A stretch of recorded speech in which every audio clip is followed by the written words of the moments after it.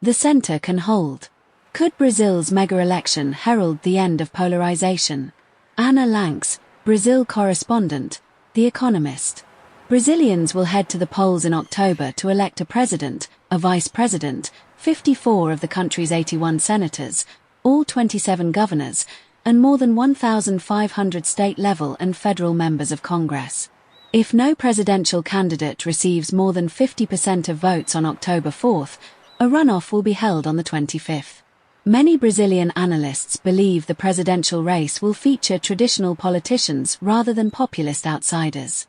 If they are correct, the election would mark the return of moderation after a decade of polarization and political chaos. Politics in Brazil, as elsewhere, has been shaken up in recent years by populism. Since it became a democracy in 1985, Brazil has mostly been run by centrist and left-wing, though often corrupt, parties. In 2018, voters chose Jair Bolsonaro, a hard-right president who styled himself the Trump of the tropics. In September, he was found guilty of trying to launch a coup to remain in power after losing his bid for re-election in 2022. The ruling definitively takes him out of the running for 2026.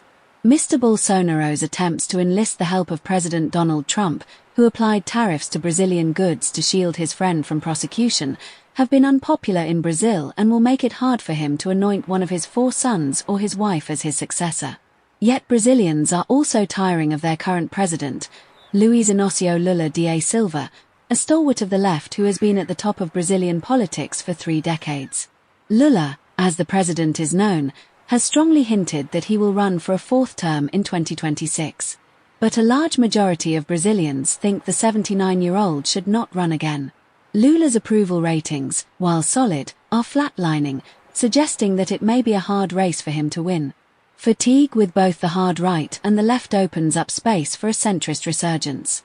Brazil's tiny, fractured parties are in the process of consolidating into bigger coalitions, which mostly lean towards the center-right. In order to win the top job in 2026, candidates will have to win over these coalitions as well as voters who are souring on polarizing options.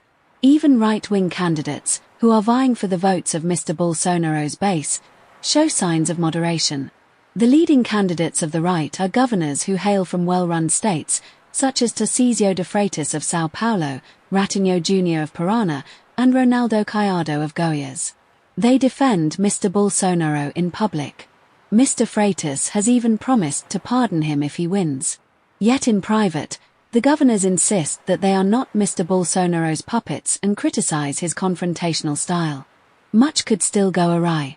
Those on the hard right hope to win a majority in the Senate in order to neuter the courts and impeach Alexandre de Moraes, the Supreme Court justice who has led investigations into Mr. Bolsonaro. They could succeed. Right-of-center candidates swept mayoral races and Congress in recent elections. For now, however, most signs point towards at least a partial respite from the populist fever.